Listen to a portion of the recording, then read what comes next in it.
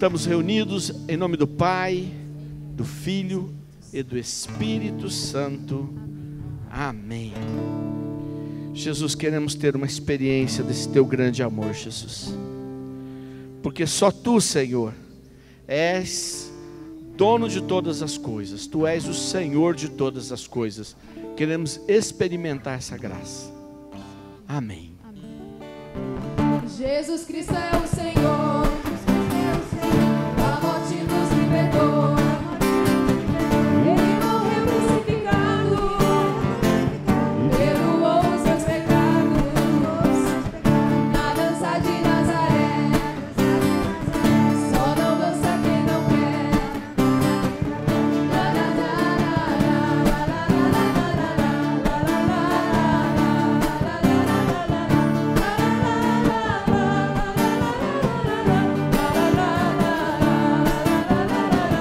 Jesus Cristo é o Senhor, Jesus Cristo é o Senhor, da morte nos libertou,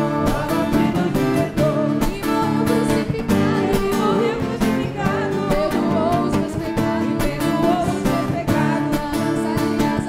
na dança de Nazaré, só não dança quem não quer,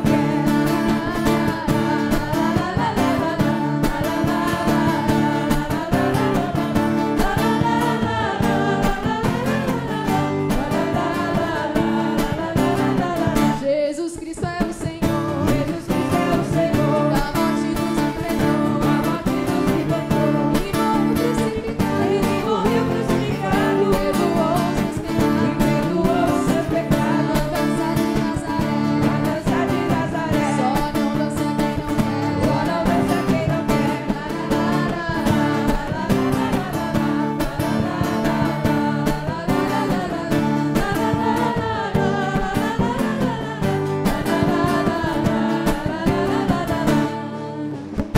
Olha, vira todo mundo lá pro fundo. Todo mundo vira pro fundo. E ó, é para fazer um gesto assim, ó. Fala assim, ó. O mundo eu vou deixar para trás. Joga lá para trás. O mundo eu vou deixar para trás. Agora você vira aqui para frente e fala: eu vou para Jesus. De novo, vira pro lado de trás e fala: o mundo eu vou deixar para trás.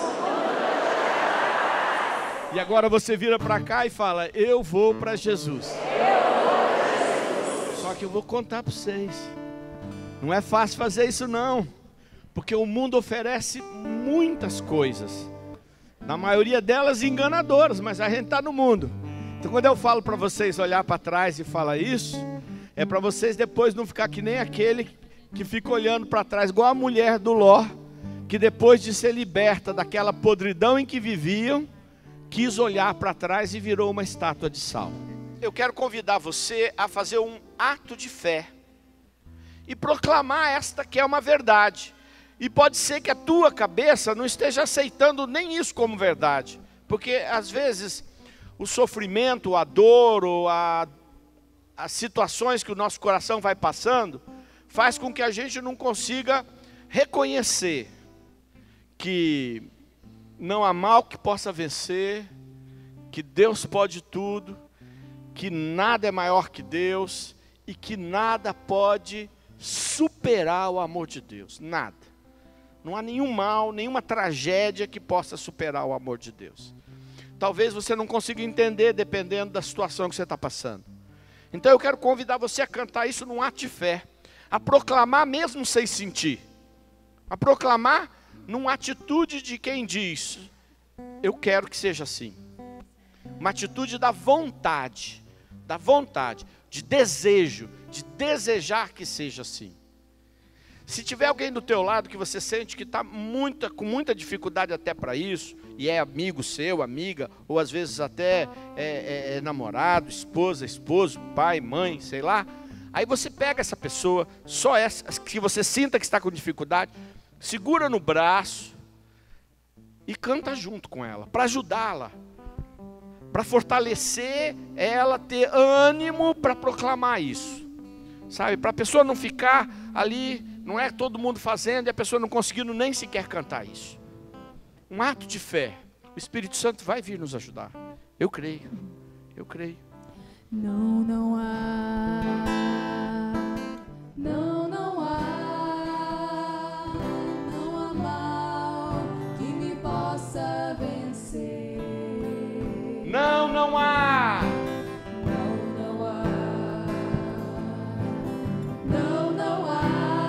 Não há mal que me possa vencer. Pois tudo posso naquele que me fortalece. tudo posso, Em Jesus Cristo. pois tudo posso Naquele que me fortalece. Tudo posso. em Jesus Cristo. Jesus Cristo. Nenhum problema, nem meus pecados Meus pecados poderão superar o amor de Deus. hoje. Nenhum problema, proclame, nem meus pecados Meus pecados poderão superar o amor de Deus. Deus é maior. Maior que tudo que me acontece.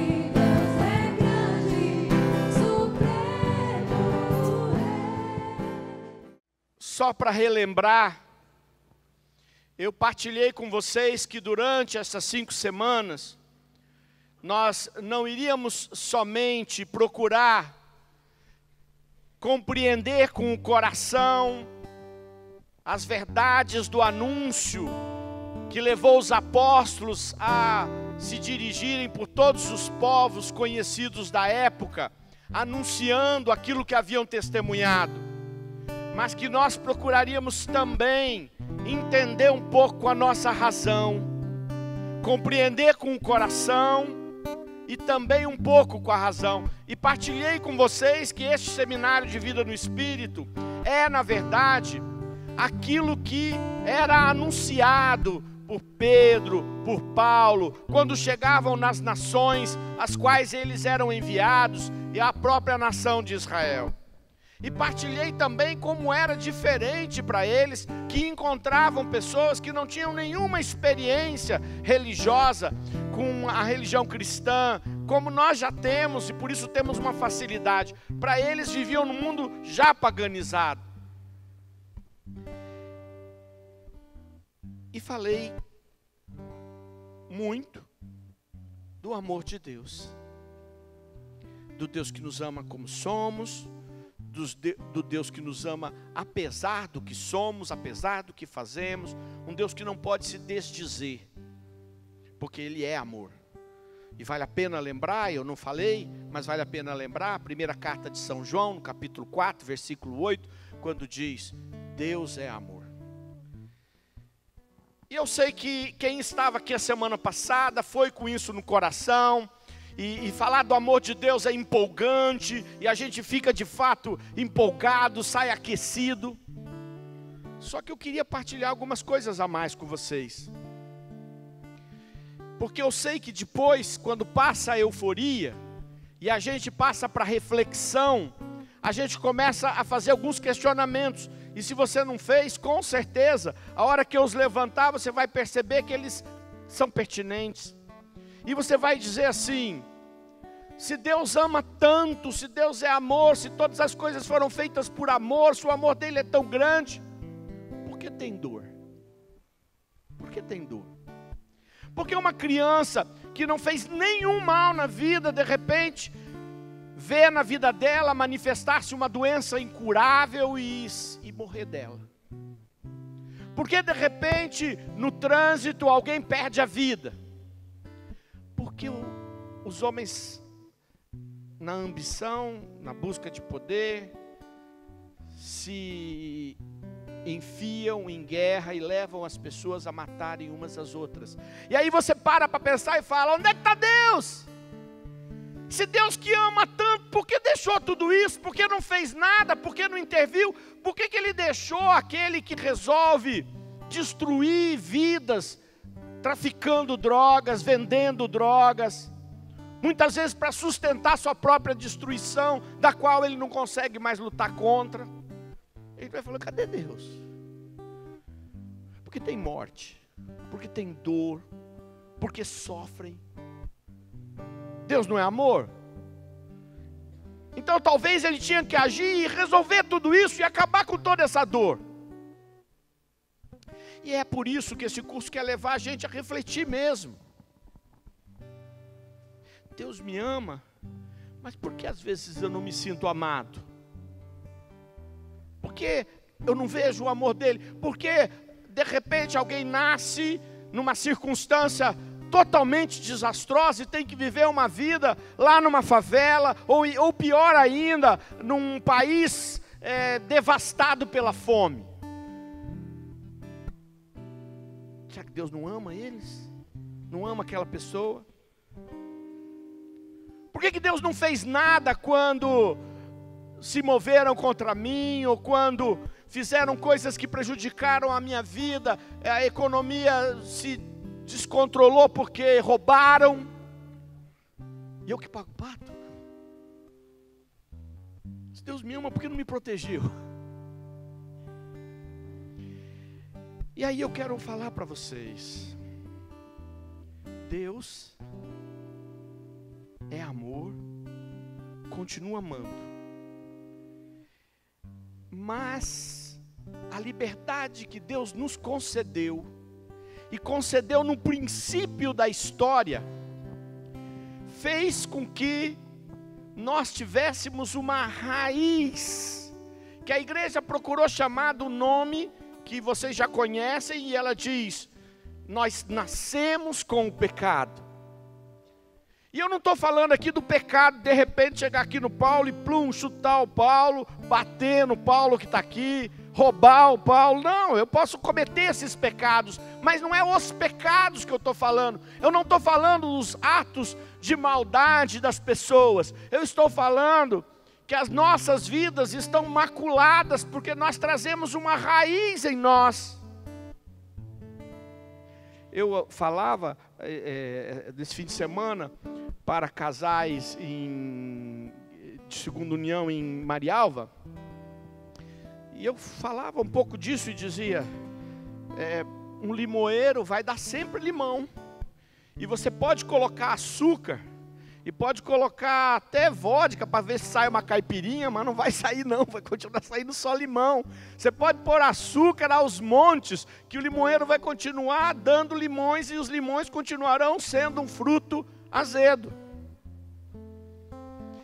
É a raiz que faz a planta, não é, doutor? O senhor é doutor? Aquela planta só vai dar aquilo, porque a raiz dela é aquilo. A não ser que você mude ela, mas ela é aquilo. Nós nascemos assim, é como se nós estivéssemos aqui, a água do amor de Deus caindo, e uma redoma nos envolvesse, e a gente fica olhando a água, os outros podem falar dela, e eu não experimentá-la, porque eu estou impedido de prová-la. Quando Deus deu a liberdade para os homens, Ele falou, façam suas escolhas, e nós fizemos as escolhas. Mas não sou eu que fiz só esta escolha já veio comigo, ela veio desde o princípio. Quando o homem escolheu, é interessante, eu adoro a poesia do Gênesis, porque o Gênesis trabalha com essa linguagem poética, e quando ele diz assim, coloquei duas árvores no paraíso, uma no meio do paraíso, e a outra lá na ponta, e diz, aqui é a árvore da vida, e a árvore do conhecimento do bem e do mal. E o homem foi direto naquela árvore, na primeira enganada que teve. E a primeira coisa que ele fez foi culpar os outros, não foi? Quando Deus pergunta, homem, o que tu fizestes? O que ele responde? A mulher que tu me destes, me ofereceu e eu comi. Tem gente que pensa que o homem culpou a mulher, mas ele não culpou a mulher. É uma leitura errada, ele culpou a Deus. A mulher que tu me destes. Se você não tivesse me dado essa, estava tudo resolvido. A culpa é de Deus. Ele é o culpado. E o homem passou a não querer mais assumir sua responsabilidade, sendo que a raiz está ali. Vocês já viram crianças brincando? Os pedagogos sabem muito bem disso. Você já percebeu a criança logo cedo como ela fala com seus brinquedos? É meu? Já viu, não? Que a mãe tem que insistir muito, o pai, o que seja, para ensinar a criança a repartir. Criança nenhuma pequenininha sai repartindo. Ela sai dizendo, é meu. E a mãe é minha. As mães adoram, né? O filho correndo atrás dela, ela é dele. Mas no fundo é o ato egoísta de uma raiz que está lá, onde me interessa eu. E o eu é minha mãe, é minha, não quero que seja dos outros. Aliás, não é crianças que nascem muito próximas, se a mãe não trabalhar isso direito, não é, vai chegar lá, o outro derrubou o outro do berço. Né? Derrubou, está pegando a mãe, não é mesmo? Isso quando eu não vejo maridos que ficam achando ruim, porque acham que o filho tomou a mulher dele, e aí pegam e sai para a rua. Não digam que não acontece isso não, que eu sei que acontece um monte de vezes. Infelizmente. Essa natureza profunda, nós chamamos do pecado. E isso acompanhou os homens por mais que Deus lhes ensinasse. Apareceu Moisés, deu um monte de regra para eles, eles no outro dia estavam fazendo tudo de novo. Quantas vezes ao questionarem Jesus, Jesus disse assim, Moisés falou isso porque o coração de vocês era duro. Se ele fala o que era para fazer, vocês não conseguiam fazer.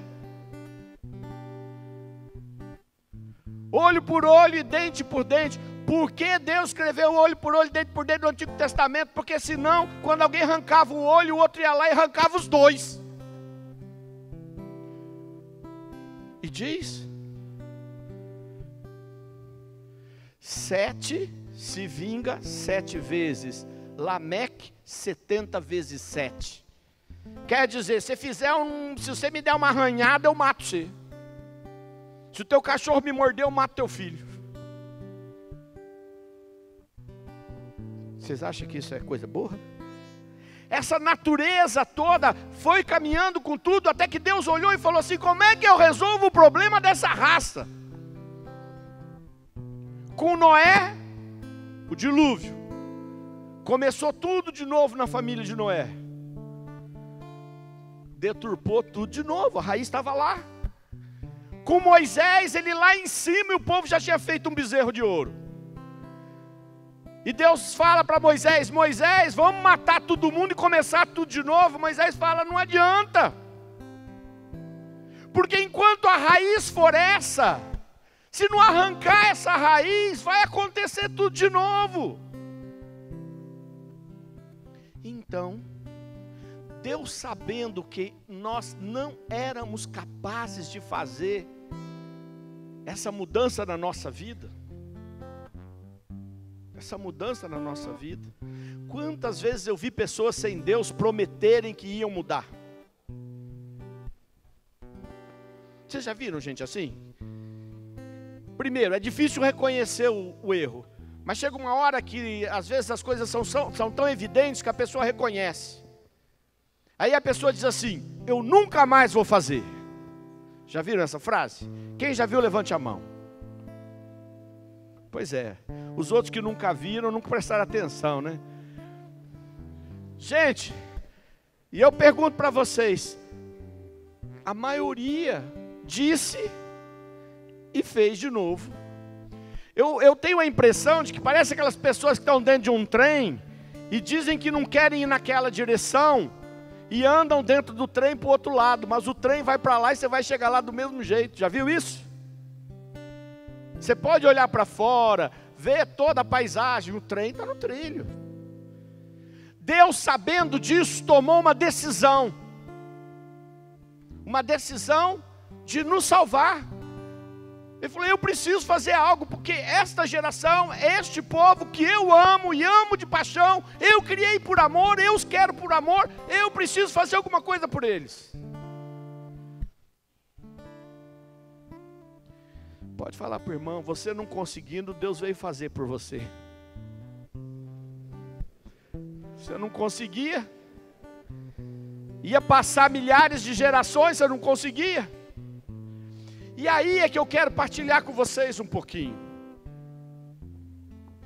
E é por isso que São João, quando começa o seu evangelho, ele vai dizer assim: quando chegou o tempo, Deus enviou seu Filho, nascido de uma mulher, Gálatas. O Verbo se fez carne e habitou entre nós. Evangelho de João. João 3,16. Deus tanto amou o mundo que deu seu Filho único, não para condená-lo, mas para salvá-lo. Então Jesus não veio para mostrar os pecados de ninguém. Ele veio porque nós estávamos, e toda a humanidade estava, em uma situação irremediável. E é por isso que eu quero que vocês compreendam. Acorda teu irmão, deixa ele dormir nessa hora não, acorda ele. Quero que vocês entendam. 3 grandes inimigos se estabeleceram por causa desta raiz que existe em nós. 3 grandes inimigos. 3.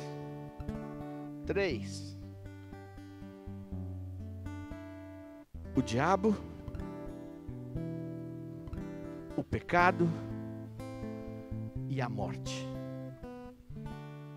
3 inimigos terríveis que nos contaminam, que nos consomem, que nos derrubam: o diabo, o pecado e a morte. E por isso Deus precisava vencer os 3 inimigos para que pudéssemos ter vida, e vida em abundância. Eu vim para que vocês tenham vida e a tenham em abundância. João capítulo 10. Eu sou o bom pastor. Eu não sou mercenário. Eu entro pela porta. Minhas ovelhas escutam a minha voz. Então ele veio tomar uma providência.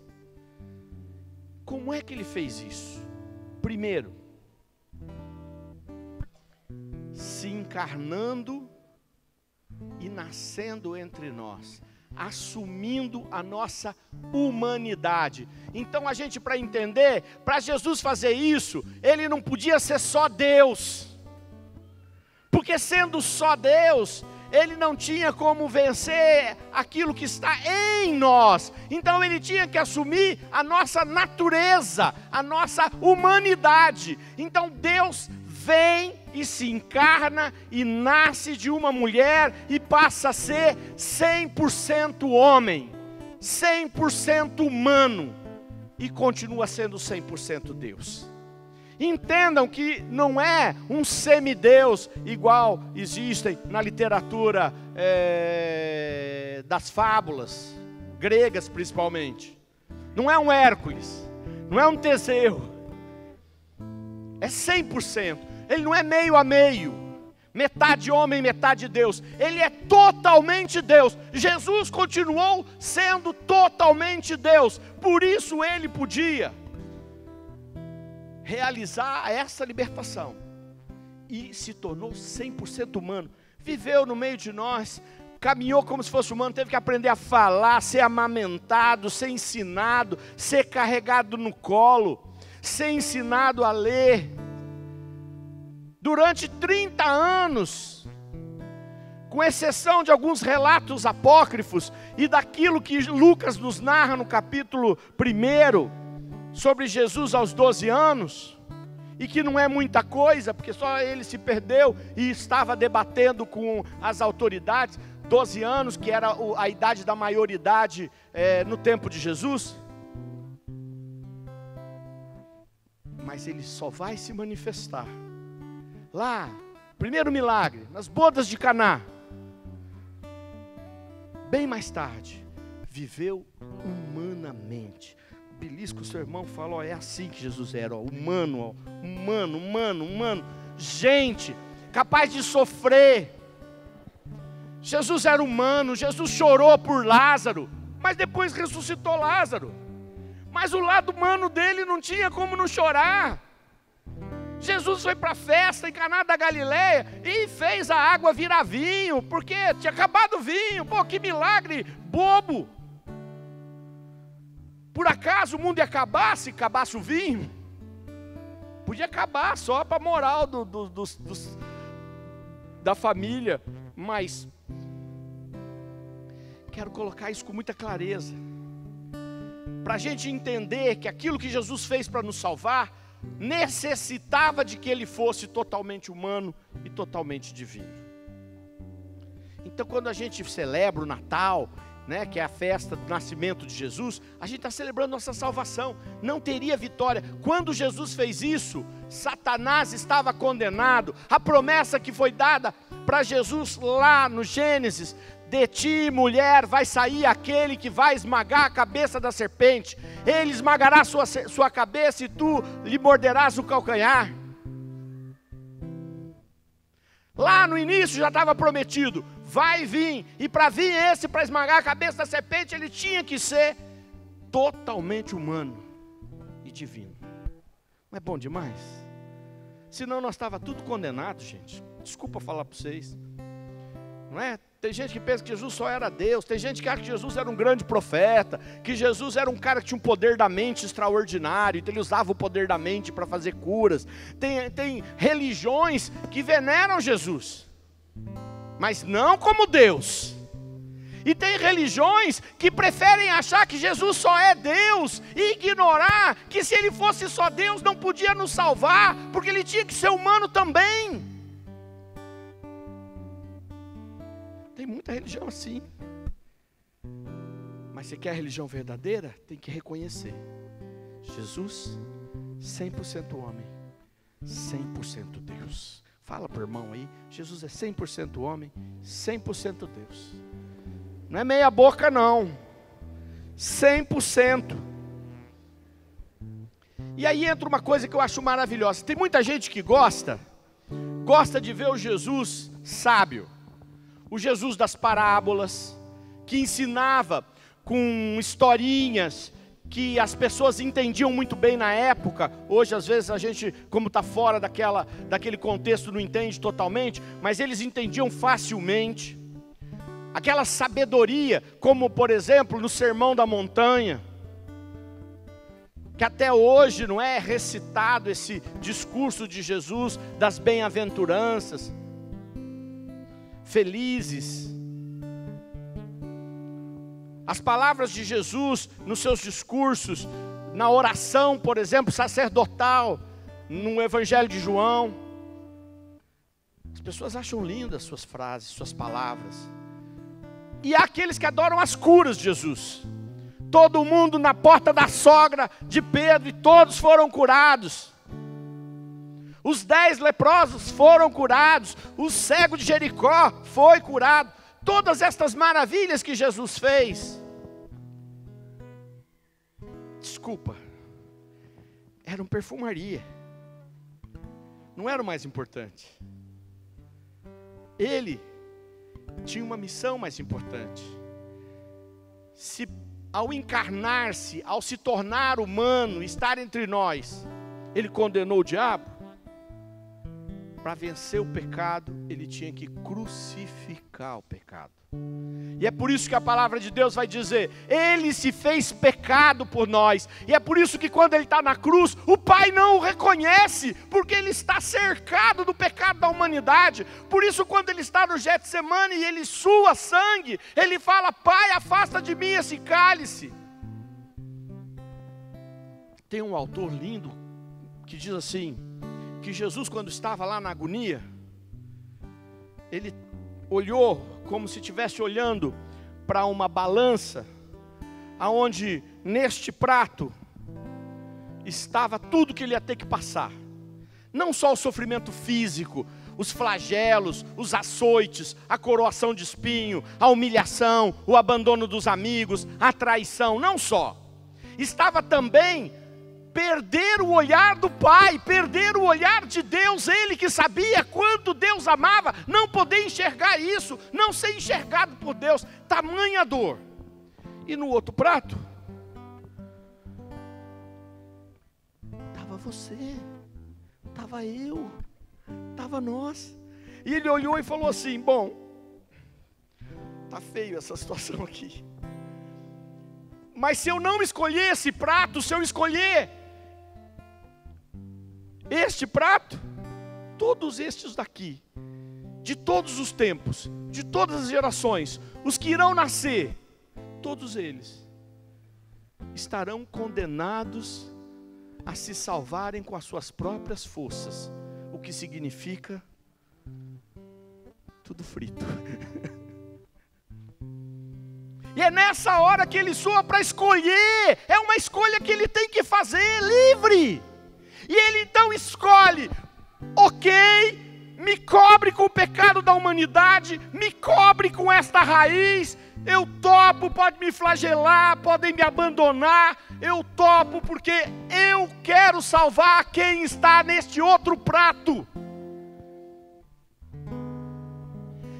E a questão aqui não é que nesse prato está quem acredita, nesse prato está todo mundo. Ele não sabia quem ia aceitá-lo ou não, quem iria acreditar nele ou não. Como Deus no céu saberia, mas ali na sua humanidade ele não saberia. Mas não importava, estava todo mundo, estava você. Você estava nesse prato, cara. Mostra a tua mão esquerda assim e fala, você que estava nesse prato, filho.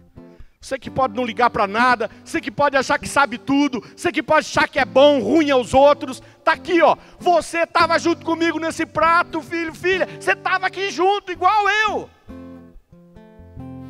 E se ele escolhe não sofrer, nós estávamos encharcados, sem chance de arrancar o pecado de nós. Por isso, que não é só o fato de Jesus ter nascido como filho de Maria e como filho de Deus. Ele precisava aceitar este sofrimento livremente. E por isso que ele fala para Herodes, se eu não me entregasse, você não teria poder nenhum sobre mim. Por isso que ele fala para Pedro, quando Pedro pega a espada para tentar salvá-lo e diz assim, se eu invocasse os meus anjos, eles viriam até mim com legiões para me libertar, mas eu escolhi salvar vocês todos, eu escolhi salvar o maior dos bandidos, eu escolhi salvar aquele que está condenado, que só se acha o pior de todos, a pior de todos, aquela que tem um grau de baixa estima, que não dá nem para contar. Ele escolheu você. Louvado seja Deus que Ele me escolheu. E eu vou ser muito sincero com vocês, nesse momento eu tenho um momento de egoísmo imenso.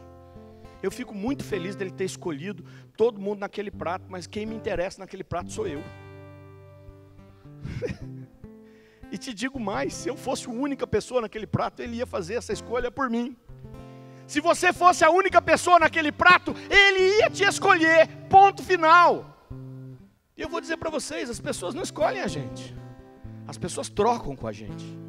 Trocam amor, fazem e esperam que a gente de alguma maneira recompense, no mínimo que a gente seja grato. Até mãe que se doa para filho, no mais profundo espera que a filha ou o filho reconheça, lhe devolva em cuidado, lhe devolva em algum gesto. Ele não esperou nada. É você mesmo essa tranqueira? Pois é, eu te escolhi. Ah, você não se acha uma tranqueira? Mas você está nesse prato aqui coberto de pecado também. E Ele te escolheu. Então, em primeiro lugar, é preciso entender, para vencer o diabo, ele precisava estar entre nós com a nossa humanidade e a sua divindade. Para vencer o pecado, ele precisava assumir o nosso pecado e levar para aquela cruz. Por isso aqui na cruz, se a gente for analisar as 7 palavras de Jesus, ou toda a caminhada da Via Crucis, você vai vendo em cada uma delas o egoísmo, o orgulho, a vaidade, tudo vai indo para o brejo na cruz. Que vaidade? Catarrado? Fedendo? Que vaidade? Que orgulho? Você não é nada? Aí ó, vamos botar uma cruz na tua cabeça, você não é o rei, bobão? Põe aí, vamos bater nela. Fazer o jogo do rei, que era comum naquele tempo fazer com os prisioneiros. Não tinha mais nada. Não tinha nada para se apegar. Por isso é que não há pecado que não possa estar na cruz. E para o final, ele sabia que vencer o diabo e vencer o pecado não teria valor se ele não vencesse a morte. Porque senão uma hora tudo acaba, né? E para vencer a morte, ele desceu até a morte e saiu de lá sozinho. Lázaro foi ressuscitado por Jesus, depois morreu de novo. Jesus saiu do sepulcro. A pedra se moveu, ressuscitou. E é por isso que eu quero partilhar com vocês isso. Só é possível entender o amor de Deus quando eu entendo que o amor dele, que eu não conseguia experimentar e receber, pôde de novo ser alcançado.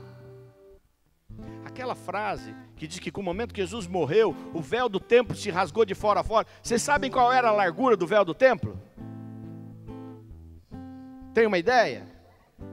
Alguém aqui sabe? Véu, o que a gente imagina véu?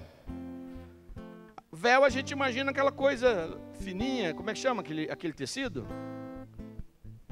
Tule, que mais que tem parecido com véu? Voal. Pois eu quero dizer para vocês que o véu do templo tinha 1 metro de largura. Eram linhas trançadas para ficar com 1 metro de largura. Que é para ninguém entrar. Rasgou. Para você entrar. Para eu entrar.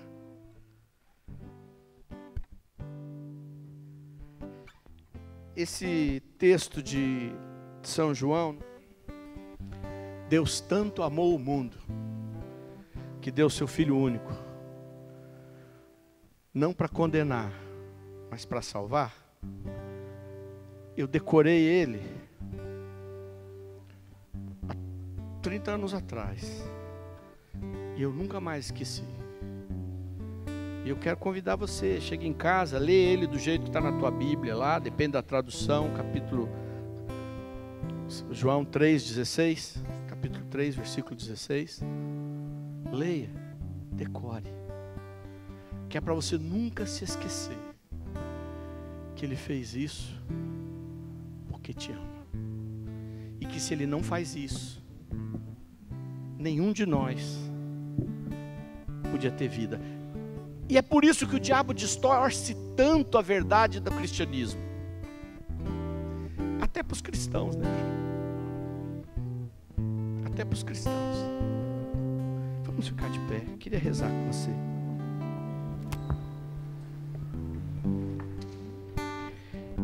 Eu quero te convidar. Trazer um pouquinho, 5 minutos. Mas quero te convidar a proclamar livremente, se você quiser, que Jesus é o teu Salvador pessoal, que Ele é o Salvador da humanidade. Eu já contei, Salvador daquele prato cheio de gente. A pergunta que eu quero fazer é: você quer que Ele seja o teu Salvador pessoal? Porque o Salvador do mundo Ele é. Mas e o teu? Você quer? Eu quero. Quem quer, dê um passo aí onde você estiver, um pequeno passo, um gesto qualquer, e fale para Jesus: eu quero, Jesus, que você seja o meu Salvador pessoal. Eu quero, Jesus. Eu quero. Tenho esperado este momento.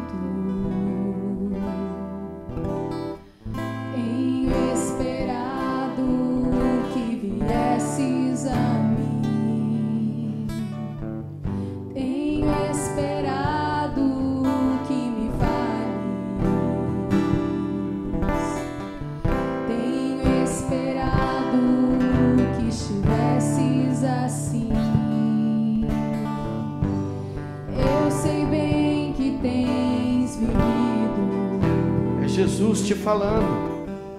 Sei também que tem chorado. Eu sei bem que tens sofrido, pois permaneço ao teu lado. pois permaneço ao teu lado.